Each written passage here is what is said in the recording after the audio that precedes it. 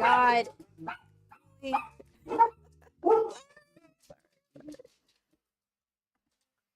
Yeah, like, okay, right as I started.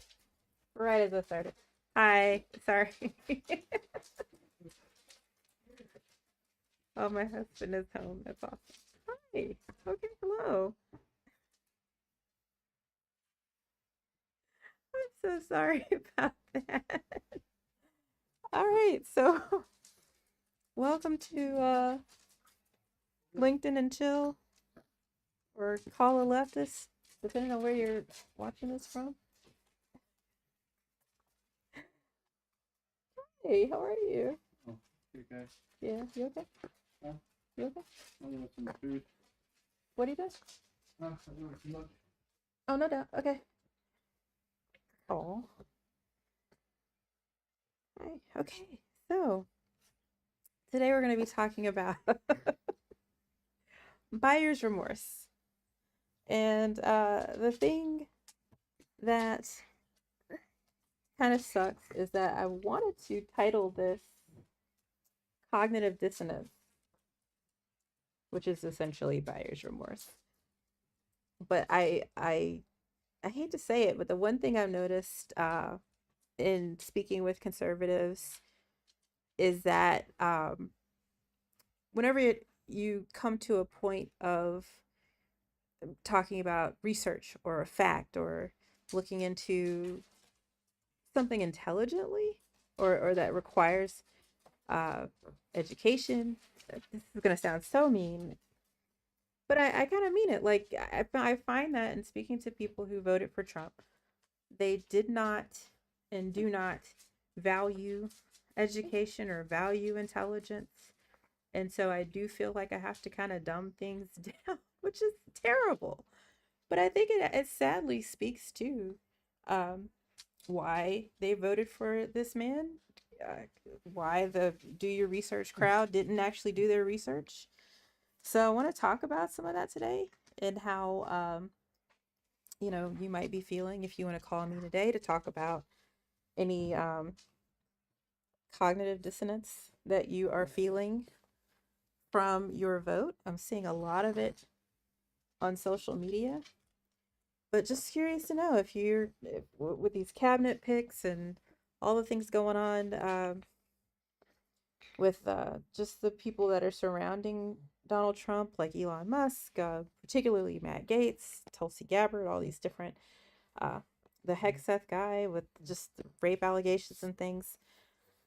Like, does that make you feel some sort of way? I'd love to know if I'm wrong that, you know, when it comes to being an alt-right person or a right-leaning person, that um, you don't seem to care about being smart. Does that mean? I just feel like whenever I say something like, "Hey, okay, let's talk about abortion," and it's like, "Oh, well, you didn't realize that, at the 6 week mark, most people don't even know they're pregnant. Do you not understand anything about how pregnancy works? No? Oh, you're going to do your research? Okay, well, oh, when it comes to foreign policy, oh, you didn't realize, that Israel and being a Zionist and especially a Christian Zionist, what that entails, like what that means, how that process started, that basically the Christians are very excited about Israel becoming a state because it ushers in the end of days. And so, like, I mean, people don't know these things. And so but it's almost like that's a good thing when it comes to the right. Like, oh, okay, well, you know, oh, I didn't know, so you can't blame me for not knowing. And it's like, no, you have to do your homework, you have to do your research. But for somebody who ran against Donald Trump, Kamala Harris, she made it where you did not have to do that much digging to understand her policies and what she was trying to do for America and for the people. And even still, it's like people were like, "Oh, I don't know who she is. I don't know what she's about." And it's like it's am I taking crazy pills? It's like literally right there for you. So, as we do our LinkedIn and chill, if you're new here, because we're streaming to some new places like Rumble and Locals, to try to just engage with more conservative leaning people. Yeah. So I do my little LinkedIn puzzles and just kind of chit chat about a daily topic. So we're going to talk about buyer's remorse, and I'm going to talk about my buyer's remorse, and that now we have Donald Trump coming in again. And I want to talk about all the things that we're going to miss out on had Kamala Harris won. That I think, of course, we all know about the reproductive rights and reproductive freedoms. We all know about her foreign policy, her economic policies. If you don't, then again, that's on you. But I'm not going to revisit those things. I'm going to talk about some of the things that people don't know that she was more than likely going to try to accomplish in her term as president. Um, so let's jump into cross climb, and then when we come back, I'm going to tell you some things that we're missing out on. And if you want to interrupt me at any time, feel free. Just give me a call, or you can leave a comment, and I'm checking those pretty regularly everywhere that we are streaming. This is Day. She's waking up.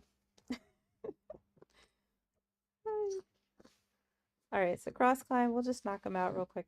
These are just our fun little daily logic puzzles, just to keep our brain working and engaged and energized.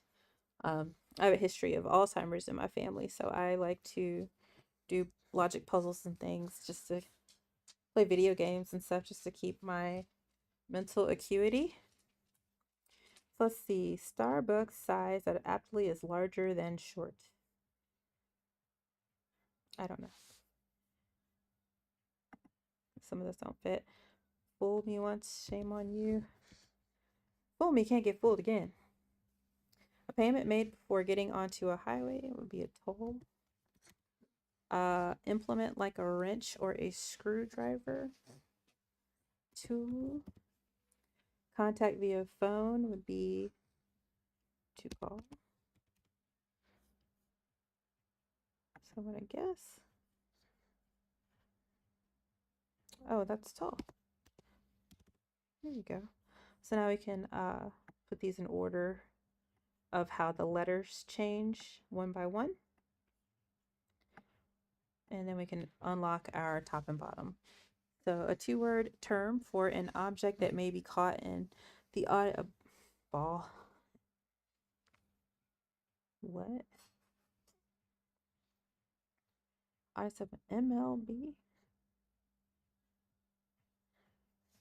A football, I guess? Like it seems a little too easy. Is that right? A two. Yeah. Okay, I think they're like, no, that's not right. A two-word term. Oh, foul. A foul ball. I don't know sports, y'all. MLB, I'm like, is that something with soccer? Okay, but foul. I should probably spell it correctly. And we can beat the game. There we go. Okay, that makes a lot more sense. A foul ball. MLB is Major League Baseball, I'm guessing. Yeah. Hi. So we'll set up pinpoint, and I'm going to tell you the biggest thing I think we're missing out on, where my buyer's remorse comes in from not having a Kamala Harris presidency, is that she almost certainly would have legalized marijuana. And not only that, she would have absolutely reclassified the scheduling of a lot of not opiates, but like hallucinogens and psilocybins type drugs, things like mushrooms, ketamine, things like that, because there needs to be a lot more research done on them, because there's so many indications that they're incredibly helpful for anxiety, depression, uh, a myriad of psychological ailments. And so if you happen to read her book, which I did and I loved, I've read Donald Trump's book as well, but uh, her book called The Truths We Hold, she talked about that, how she really wanted to, um, work on making marijuana not such a stigmatized drug and to work on reclassifying. And I think she actually did help to reschedule it so that it wasn't right up there with like heroin. So the strides she already made are really telling. But then also the fact that, again, we could have gone a lot further if she was in a federal position to do so. People say, "Oh, why didn't she do it when she's in office now?" Bitch, she's the vice president. She's not the president. I don't understand that whole saying of, oh, how come she doesn't do it now? What could she do? She's not in charge. So yeah, that kind of pisses me off. If you have thoughts on that, if you would have liked to have seen that, if you too are feeling some buyer's remorse from Donald Trump winning over this beautiful, amazing woman, let me know. Again, you can call in at any time. I am here to service your liberal needs. Yes. And yeah.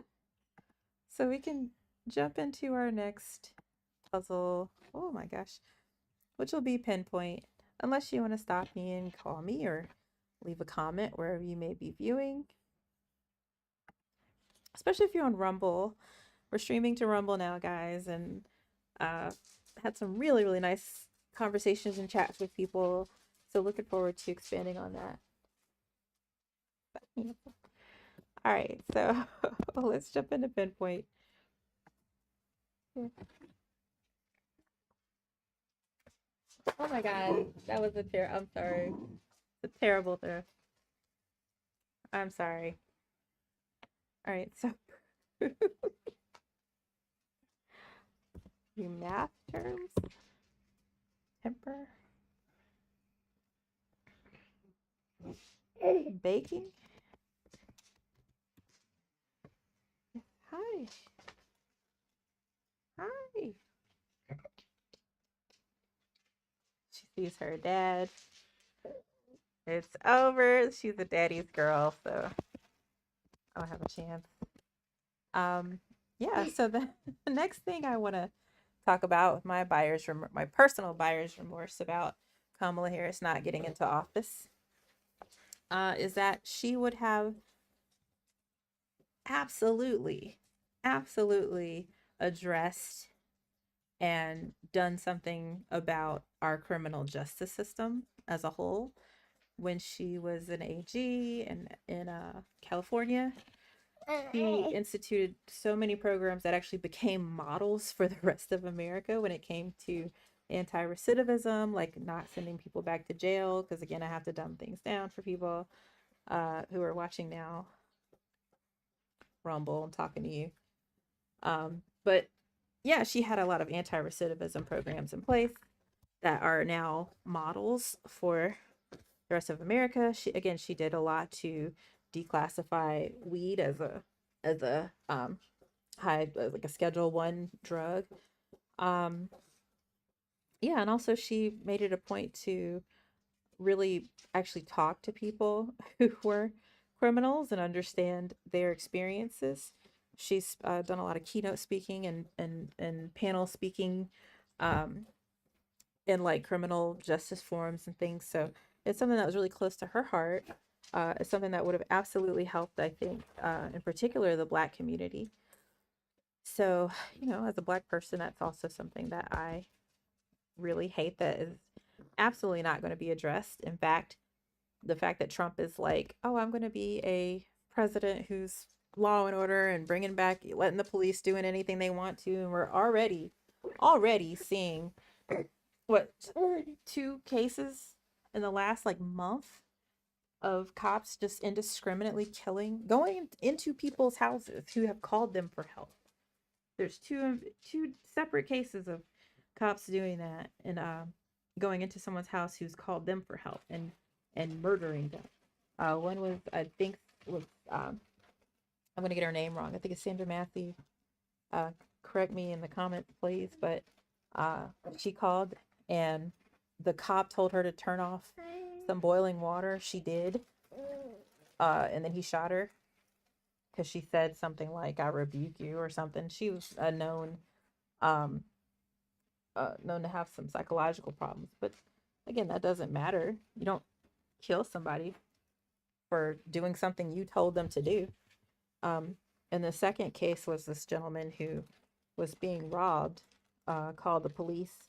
They came in and shot him instead of the robber who had him at knife point. So just, it absolutely makes no sense. Um, so yeah, I think that kind of thing would have been addressed under Kamala Harris. Just the indiscriminate killing of Black people, and also just again like the programs that we need to ensure that once you get out of prison, you don't go back. So yeah, sucks. Really, really sucks. Let's play tango.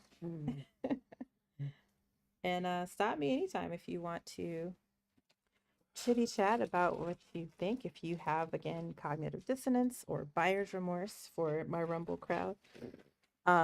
If you are feeling the weight of some of these appointments that Trump is making, I'd love to know your thoughts. Hi. I mean, the Dr. Oz one alone, you got to call me and let me know what you think about that. Because obviously you don't care about the Matt Gaetz thing or the Pete Hegseth rapist coming into office. You don't care about that. So I'm just curious if you have any concerns at all. But that's just me. I am chilling. So today we're going to be talking about, again, just buyer's remorse, cognitive dissonance.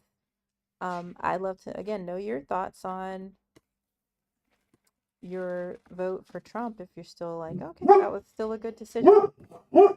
Very sorry. Doug, Dougie, Lottie, Queenie. Dougie, Lottie, Queenie.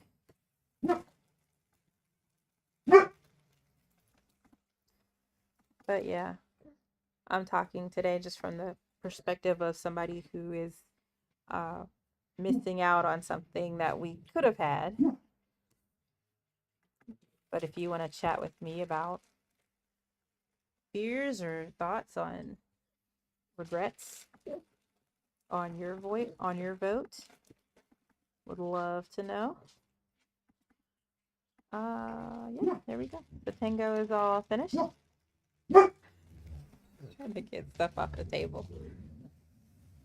Hi. Can you say hi? It was her birthday last week, so she is officially 1.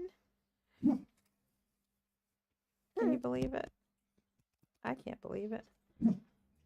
All right. And yeah, feel free to interrupt me at any time. Give me a call. Let's shitty chat it up. I am just talking about, again, my frustrations with not having Kamala Harris in office. I know we have the things that she spoke about on the campaign trail, with the reproductive freedoms and all that jazz. Hey, hush, hush, hush. La-di-da. Come here. Hush. I wasn't talking to you. Hey, Doug. But I wanted to look at from the perspective of things that would have tangentially occurred or would have happened, without being her primary focus, but still would have been amazing. Another thing that I think would have been awesome to have that we'll no longer have forever, it seems, is the whole idea that Kamala Harris wanted to go after the people who were price gouging and the corporations who were artificially inflating prices, or where they might have had to increase prices, like during COVID and during stock shortages and things like that, where it was understandable. But they've kept those prices high and haven't readjusted them, considering the incredible economy and low interest rates that we have now, thanks to Biden Harris. Um, yeah, so yeah, she would have absolutely gone after them. She'd already been, I think, in conversation with a lot of them, but again, she's the vice president. She's not the president. So there really isn't much she could have done or could do. Um, until and unless she was in office. So I think just looking at their history of addressing that with like airlines and um, tickets and all kind of corporations that were artificially inflating prices in those capacities and adding on like extra service charges and things like that, they already tackled that. So of course it would have been, you know, her next focus to try to focus on the everyday things that Americans have to pay for and spend. So all this talk about, oh, what was she going to do for the economy? She told you. She told you. She told us. So we're missing out on that. I also think that again, just the fact that she was going to address the price gouging would have been amazing. It would have been amazing. So no more of that. If you think Trump's going to help you with your grocery store prices or your kids' school shopping prices, good luck. Good luck with all the tariffs and the 20% unilateral tariffs on things. That's going to make everything skyrocket. So thanks for that. If you disagree, give me a buzz. I'd love to know. I am here to chit chat with you. Now, I'm not a debater. You can call me and we can talk. I'd love your views and your opinions on things, but I'm definitely not trying to argue with you. I'm very non-combative and non-confrontational. But I am very curious to know what you think about all this, and if you are again experiencing any buyer's remorse. Let's finish up our LinkedIn puzzles today. We're going to wrap up with Queens, and then we'll probably sign off a little early because baby girl is not sleeping like she normally does.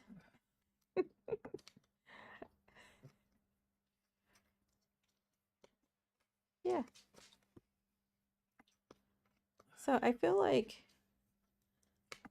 another thing that people weren't aware of is I keep hearing people say, "Oh, I don't like how Elon Musk has such a huge hand in Trump's decision making and stuff." And it's like, well, what did you expect? Like when somebody, I'm a big fan of Maya Angelou, and she has that phrase, when someone shows you who they are, believe them. And I feel like Trump said exactly who he is and what he's going to do. So all the people who are experiencing buyer's remorse about the cabinet that he picked and the people that he's surrounding himself with, it just makes no sense to me because he told you. He showed you who he was and what he was going to do. So, yeah, again, it sucks that people who didn't vote for him have to also experience this buyer's remorse, but it is what it is, man. So, let's wrap up our little puzzle here.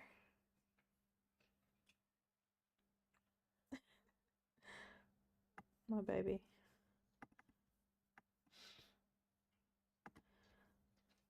All right.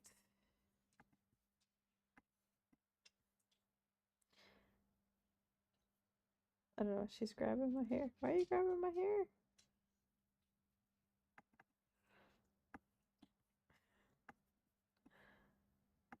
Yeah. Feel free to interrupt at any time. Again, I'm just leaving this space open for you. Clearly, I'm a little peeved about this whole situation. And I don't really have to be. I don't even live there anymore, thank God. But yeah, I'm still American. I'm always gonna be American. I still feel horribly for my fellow Americans, even my Trump voting Americans, because again, we're all gonna be flushed down the same toilet. So that's it for my Queens games. Um, and then the last thing I really want to talk about with, again, my cognitive dissonance about what we're missing out on from a Kamala Harris presidency is the fact that when it comes to the housing market in America, you have all these private companies buying up um houses and then renting them out at like artificially inflated prices. So that's making it where people in America have so much less opportunities to fulfill that American dream of owning your own house. Rents are extremely exorbitant, even in low cost of living places. And it's just pretty abysmal. It's pretty abysmal. So again, the fact that Kamala Harris was going to come in and not only increase the stock of houses being built, um, I know Trump's talking about having all these like cities built up, but that's, first of all, how long is it going to take for any of that to happen if it happens at all? And second of all, like, who wants to go live in the middle of nowhere on some in some national park somewhere? Like, it makes no sense. So you got that, but Kamala Harris had a much more, I think, common sense approach where she was going to try to uh, not only address the stock having more houses available, but I think the big thing would have also been that, given her history of going after like the pharmaceutical companies when they were price gouging, but also the housing market during the whole was it 2008? Yeah. 2008 housing crisis. She was in negotiations with the housing with the banks, excuse me, about all their fraudulent lending practices and things. And I think they were trying to say, "Oh, we're gonna give you $2 billion, $2 billion to address all the concerns." And she went back and fought them and ended up getting $20 billion, 10 times what they were offering, for her citizens who were hurt by these banks. And so the fact that she's already done this, already did it, you know, of course she was going to take it seriously when she got into office to not only again build up the housing stock for us to have more houses available, but also going after the banks again, as she'd already done, to ensure that they don't do that predatory lending that she'd already gotten them back for doing already, and then going after these private companies that buy up homes in America so that they can, inflate the rental markets all across the country. So yeah, we could have had it all. We could have had it all. I'm not. I'm not a singer, but yeah, it's a lot going on over here today. So let's go ahead and call it a day, and I'll come back on tomorrow. I'll try to be a little bit earlier next time. So if you want to give me a call, I'll be here. And if you want to leave a comment or go to sexwithsophie.com and yeah, sign up for a free account there. Or you can support me by choosing a paid option. Then yeah, I'd love to see you there. In the meantime, I hope you have a great day. I hope you're not experiencing too much buyer's remorse, but I can't imagine with a crazy new appointment every day that we're not gonna keep on feeling it. So we'll keep talking about it. But yeah, thanks for your time, and we'll see you tomorrow.